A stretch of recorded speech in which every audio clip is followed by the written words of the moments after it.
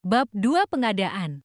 Air murni merupakan hal terpenting seperti halnya garam dapur, keduanya juga penting bagi tubuh manusia. Pada saat ini, Seo Jun telah tiba di pasar grosir terbesar di Xinjiang. Meskipun bencana alam itu hanya berlangsung selama 6 hari, sebagian besar persediaan hancur total akibat hujan. Bahkan, jika kita berhasil mengalahkan zombie, menemukan makanan akan menjadi masalah terbesar. Setelah dikurangi uang yang dihabiskan untuk kamar hotel, Seo Jun masih memiliki sekitar 100.000 yuan, dan ia berencana untuk menukarkan semuanya menjadi perlengkapan pada hari berikutnya. Setelah memprioritaskan pembelian air dan garam secukupnya, ia memberi mereka alamat dan meminta pedagang untuk mengantarkannya, sementara ia terus berbelanja. Daging kaleng? Enak banget. Di kiamat nanti, sekaleng ini bisa ditukar dengan seorang gadis cantik. Mie instan. Itu juga bagus. Meski tidak bisa dibandingkan dengan daging kaleng, masih bisa tahan semalaman. Di akhir zaman, wanita selalu berada dalam posisi rentan. Astaga, saus cabai, banyak sekali saus cabai. Mereka berjalan ke konter lain yang penuh dengan berbagai macam saus sambal. Mulut Seo Jun sudah mulai berair. Anda tidak dapat membayangkan betapa terkejutnya jika tiba-tiba melihat sesuatu seperti ini di lingkungan di mana Anda tidak dapat mengonsumsi lebih dari beberapa gram garam dalam sebulan. Kalau saja akal sehatnya tidak tersisa, Seo Jun mungkin sudah menerkam mereka dan mulai memakannya. Seo, aku kaya. Di kiamat nanti, satu kaleng minuman ini bisa ditukar dengan gadis cantik di sekolah. Tak apa, aku akan mengemasi semuanya. Selanjutnya, Seo Jun membeli banyak perlengkapan lainnya dan meminta penjual untuk mengantarkannya ke hotelnya. Ia sudah membuat pengaturan di sana. Senter berdaya tinggi, kita butuh ini, ayo kita beli 1.000.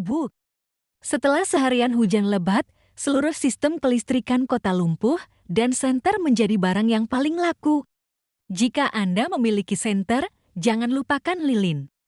Pada hari-hari biasa, mustahil untuk bersikap boros dengan terus menyalakan senter, jadi lilin menjadi alternatifnya. Benda ini murah, tahan lama, dan tidak memakan banyak tempat. Lilin di pasar grosir hanya seharga 1 sen masing-masing, dan Seo Jun membeli 10.000 lilin tanpa ragu. Sialan, sayang sekali aku tidak punya perlengkapan spasial. Kalau tidak, aku pasti sudah memasukkan semua benda ini. 1 bulan setelah kiamat, beberapa produk teknologi canggih akan tiba-tiba muncul di dunia, termasuk peralatan luar angkasa. Seo Jun hanya mendengarnya di kehidupan sebelumnya, tetapi tidak pernah memilikinya. Peralatan luar angkasa. Dengan itu, kamu bisa tinggal di kota masa depan seumur hidupmu tanpa perlu khawatir soal makanan atau pakaian dan menikahi 10 atau 8 istri. Sekarang bukan saatnya untuk meratap, selama ia membuat persiapan yang matang sekarang, dengan 6 tahun pengalamannya dalam kiamat, ia yakin ia pasti bisa mencapai level itu. Beras. Seo Jun ragu-ragu. Nasi membutuhkan banyak ruang dan tidak mudah disimpan. Yang terpenting, nasi harus dimasak terlebih dahulu sebelum dimakan. Sistem kelistrikan akan mati besok malam dan semua peralatan tidak akan bisa digunakan, membelinya tidak akan banyak berguna dalam jangka pendek. Memikirkan hal ini, Seo Jun teringat sesuatu yang sangat penting, gas. Karena gas alam tidak tersedia, kita harus menggunakan gas batu bara. Di Xinjiang, hanya ada sedikit tempat yang masih menggunakan gas, tetapi Seo Jun kebetulan mengetahui satu tempat yang mengisi ulang tabung gas.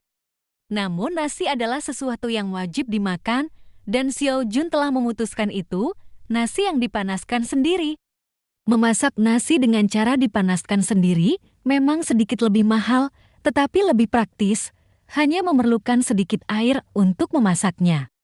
Selain nasi yang bisa dipanaskan sendiri, Anda juga bisa membeli hotpot yang bisa dipanaskan sendiri untuk menyempurnakan masakan Anda. Saya menghabiskan sepanjang sore di pasar grosir dan uang saya hampir habis. Saya hanya punya sedikit lebih dari 10.000 yuan yang akan saya simpan untuk besok. Saat ini, Xiao Jun juga sedikit lapar. Ia terlalu bersemangat setelah bereinkarnasi dan belum makan apapun seharian. Pada saat kiamat, ia kelaparan selama 3 atau 4 hari dan bahkan harus mempertahankan konsentrasi mental tingkat tinggi. Tapi ini bukan kiamat, jadi tentu saja aku tidak boleh membiarkan diriku kelaparan. Ketika Xiao Jun muncul dari laut, setelah makan dan minum sepuasnya, hari sudah benar-benar gelap. Malam musim dingin datang lebih awal. Setelah memikirkannya, Xiao Jun memutuskan untuk kembali ke hotel terlebih dahulu. Ia naik ke lantai 21 melalui lorong pribadi Presidential Suite, tempat kepala pelayan sudah menunggu di pintu. Saat melihat Xiao Jun, wajah kepala pelayan langsung berseri-seri. "Tuan Xiao, Anda akhirnya kembali. Saya sudah menyiapkan semua yang Anda minta. Semua barang sudah ada di ruang tamu. Ada lagi yang Anda butuhkan." Sialan, apa-apaan ini? Mereka mengubah kamar presidensial menjadi toko serba? Ada. Apa kamu berencana membuka supermarket di sini? Xiao Jun melirik atasannya sambil tersenyum tipis, namun tak peduli untuk membuat keributan. Apakah dia akan selamat besok adalah masalah lain? Tidak perlu terlalu khawatir tentang orang yang sudah mati. Tidak apa-apa. Terima kasih atas kerja kerasmu. Semoga aku tidak diganggu sama sekali selama 2 hari ke depan. Kamu bilang hal yang sama tadi pagi, lalu kamu menyuruhku memindahkan semua barang-barang ini untukmu? Kita lihat saja, apa yang akan kamu lakukan saat kamu check out lusa. Aku pasti akan ke sana untuk mengawasi. Sang pengawas tersenyum lebar, tetapi dalam hati ia mengutuk. Xiao Jun mengabaikannya dan hanya menutup pintu. Berbaring di tempat tidur yang nyaman, Xiao Jun masih merasa sedikit tidak nyata, 6 tahun kehidupan yang tidak manusiawi seperti mimpi. Mungkin ini semua hanya mimpi. Ini adalah pertama kalinya dalam 6 tahun, Xiao Jun tertidur dalam keadaan santai seperti itu.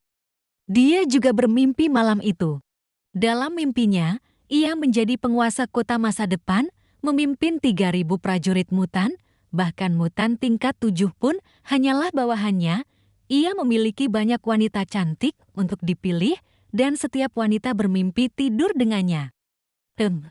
Ketika Xiao Jun membuka matanya lagi, pikirannya masih sedikit pusing. Setelah menyesuaikan diri dengan cahaya, ia mendapati dirinya masih berbaring di ranjang besar di kamar Presidential Suite. Tampaknya ini benar-benar bukan mimpi. Dengan pengalamanku sebagai orang yang terlahir kembali, ditambah kemampuan mendengar pikiran orang lain, mimpi tadi malam bisa jadi kenyataan. Tenangkan diri, hari ini adalah hari terakhir sebelum kiamat. Pukul 23.11 malam ini, hujan lebat akan turun tepat waktu. Dalam 1 jam, umat manusia akan dilanda kepanikan yang tak berujung. Setelah menikmati sarapan prasmanan mewah di hotel, Xiao Jun langsung naik mobil ke tempat yang diingatnya. Jika dia tidak salah, ada tempat pengisian bensin yang bisa dibeli di sana. Dia tidak membutuhkan banyak gas, 2 tabung akan cukup baginya untuk digunakan dalam waktu lama. Setelah masalah gas selesai, dia pergi ke pasar sayur. Anda dapat membeli beberapa sayuran dan buah-buahan, tetapi tidak perlu membeli terlalu banyak karena tidak dapat disimpan terlalu lama. Anda juga dapat membeli beberapa daging segar karena hujan api akan datang dalam 3 hari dan barang-barang ini tidak akan dapat diawetkan. Selanjutnya, ia pergi ke sebuah supermarket berantai yang juga merupakan perhentian terakhirnya. Di sini, ia membeli 1 set peralatan dapur lengkap, termasuk panci presto, wajan, dan 2 pisau serut tulang. Hanya karena di Cina, dia harus mencari cara untuk mendapatkan 2 senjata. Dia tidak bisa membiarkannya begitu saja.